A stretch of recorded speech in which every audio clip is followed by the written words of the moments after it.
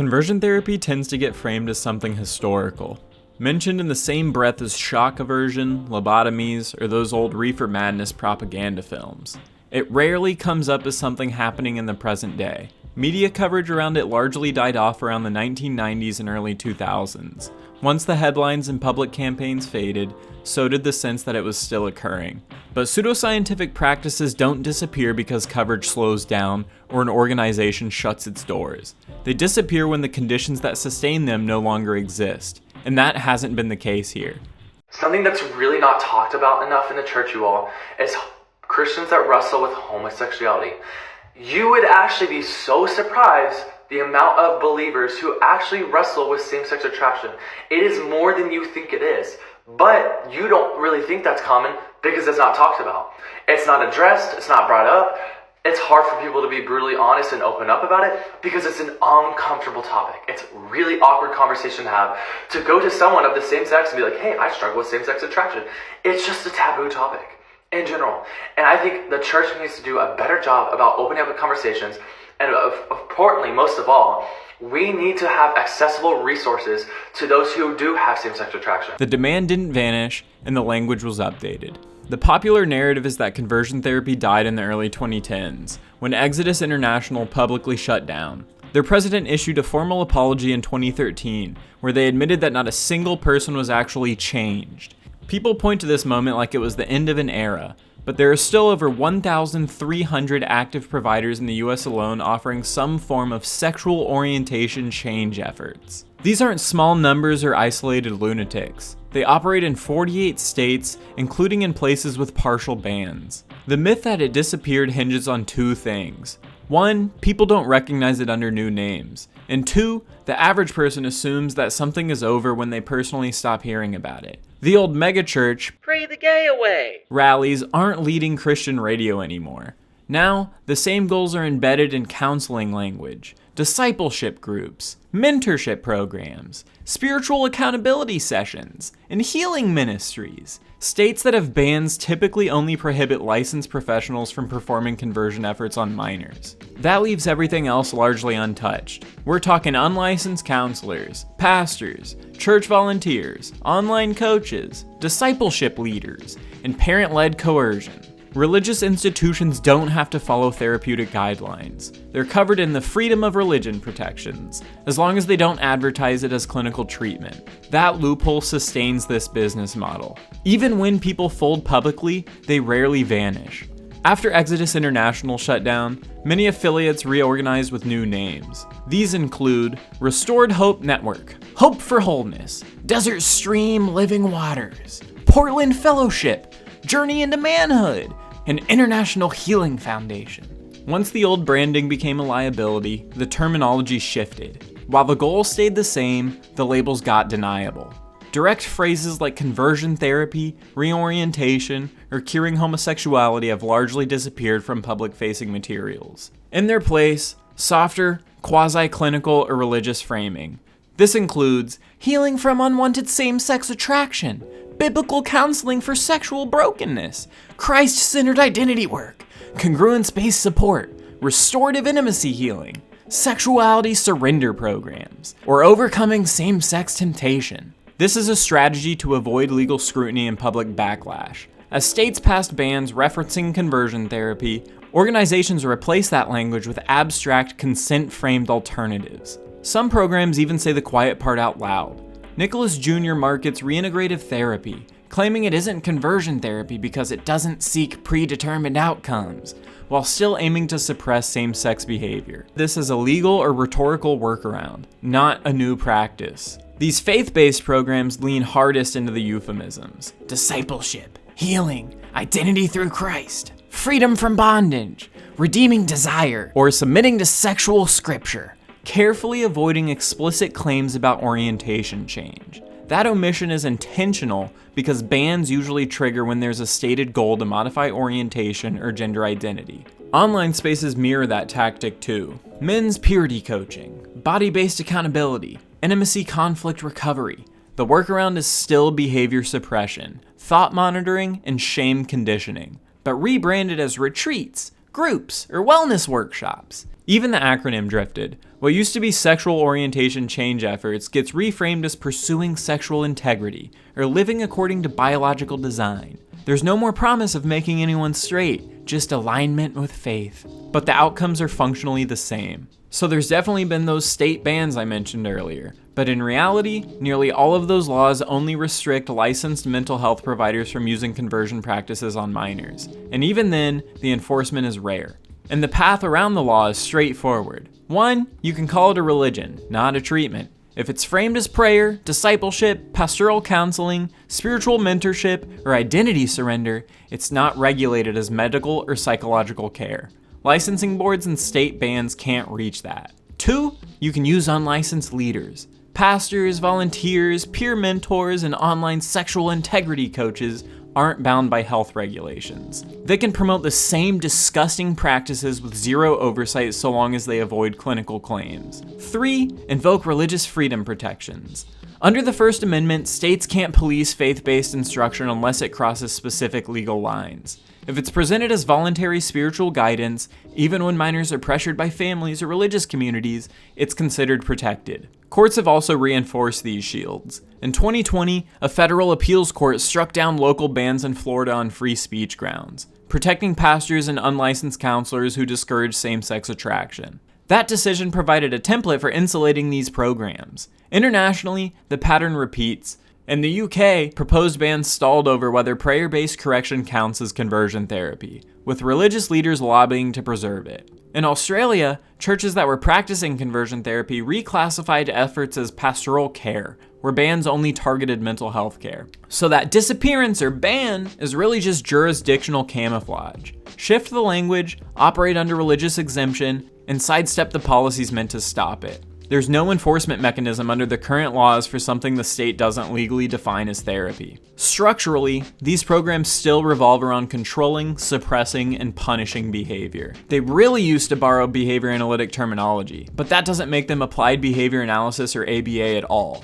These are not behavior analytic interventions. Such tactics violate core ethics and contradict Skinner's work entirely.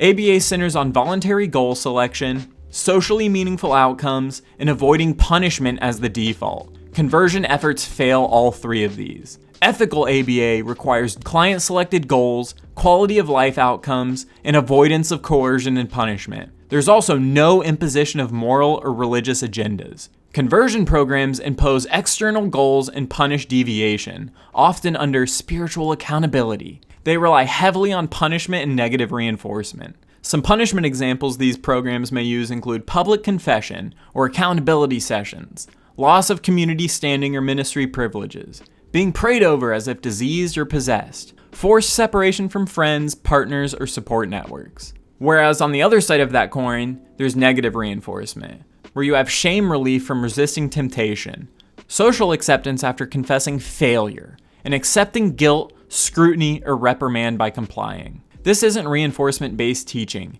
it's coercive suppression. Former participants consistently report mechanisms like internalized shame, fear of abandonment, spiritual threats, or group surveillance. What changes isn't attraction, it's compliance. Success looks like celibacy or pressured heterosexual marriage, ending relationships and cutting off queer peers, avoiding LGBTQ+ media, reporting sexual thoughts to mentors, and replacing intimacy with confession or prayer. These outcomes get labeled as healing or freedom, but orientation doesn't change. Only the contingencies for expressing it do. And no matter the amount of conditioning, you cannot change sexual orientation. Major reviews confirm the pattern: behavioral suppression alongside substantial harm. Skinner wasn't the blueprint for this. Early aversive conditioning in the 1960s and 70s borrowed behaviorist terms but distorted the science. Fucking sickos and scumbags. Skinner rejected punishment-based control and noted that suppression drives behavior underground and creates collateral damage. He warned about coercion and argued environments, not willpower, spiritual surrender, shape behavior. Conversion therapy is not ABA. It's moral conditioning built on disgusting punishment contingencies. It persists because it doesn't need an evidence base, only ideology and a loophole. Even when conversion efforts no longer look like torture, the outcomes haven't changed. The softer packaging can be more damaging precisely because it's framed as care. And the research is consistent. It's harm, not healing. No major medical or psychological body supports conversion efforts. The reported outcomes are remarkably consistent. Increased depression, anxiety disorders, self-hatred or internalized stigma, sexual dysfunction, PTSD symptoms, compulsive suppression or disassociation, and elevated suicidal thoughts or attempts. The American Psychological Association found no evidence of orientation change and clear evidence of harm, especially among the youth. The Trevor Project's 2023 national survey reported survivors were more than twice as likely to attempt suicide in the past year. The damage alters life trajectory. These programs often push people towards celibacy, pressured heterosexual marriages, cutting off support networks, hiding relationships, leaving homes, churches, or families, or masking identity for survival. Leaving a program doesn't erase internalized shame. Longitudinal work with survivors documents persistent self-monitoring, sexual dysfunction, chronic guilt, and post-religious trauma. Family pressure counts as coercion too, even if it isn't labeled that way. Many people don't choose these programs. They're funneled into them by parents or churches. For minors, the choice is meaningless when housing, community, or family are on the line. Even those who consented often describe compliance as survival, to avoid homelessness, rejection, or damnation. Silence is part of the outcome that they're aiming for. Many survivors don't immediately recognize their experience as conversion therapy or stay silent to preserve family ties. That helps sustain the myth that it ended. Younger exposure correlates with the highest suicide risk, deeper shame conditioning, and stronger disassociation. The organizations don't need to prove change, they only need to produce silence. Today's conversion efforts rarely start in clinics. They begin in group chats, online ministries, men's accountability circles, parent prayer networks, church youth programs, and social media pipelines disguised as support. For me personally, you all, one of the most accessible resources for me has been the Overcomer app. There are so many people that you can talk to with the same struggles on this app. And for me, it's been comfortable and an easy process opening up to people and talking to other people who are just like me who struggle. So I love Overcomer app, y'all. And if you also struggle with same-sex attraction and you just need a safe place that you can go to and someone to talk to, man, there are so many people on this app that really relate to you. And actually, by you having enough faith to address it and to bring it up and have a conversation about it, they too can also bring it up. And it's just cool to see other Christians, open up to each other and to walk life and do life together, you all. So would you do life with me on this app, y'all, Overcomer, and would you begin to start to be honest about your struggle? It's okay. You're a Christian. God does not judge you. He loves you. But it is important to talk about these things, you all. The recruitment language is intentionally unremarkable. No one asks, do you want conversion therapy? Instead, people see, are you struggling with unwanted thoughts? Are you looking for Christ-centered intimacy? Need freedom from sexual brokenness? Want to live in line with your design? Battling temptation? Looking for purity mentorship? Those prompts lead to intake forms, small groups, and support brothers, not informed consent disclosures. The online ecosystem keeps it alive. Zoom-based purity coaching as habit alignment. Email mentorship chains for weekly slips. YouTube or podcast testimonies of sexual wholeness. Or people on TikTok promoting sexual integrity groups. Some of these leaders are openly rebranded former conversion therapists. Others are ministries with zero licensing. Buildings and insurers aren't required. Just an email list and a donate button. Parents remain a major funnel too. Minors aren't searching for this. They're brought to Christian counseling, purity retreats, men's weekends, or healing prayer nights. None of this gets coded as conversion therapy in records. Even where states regulate clinical settings, faith mentorship and parent-driven interventions remain untouched. The voluntary illusion persists for adults too. When the alternatives are losing housing, expulsion from religious schools, firing from ministries, losing access to children, church discipline or excommunication, or being outed, that's not free choice at all.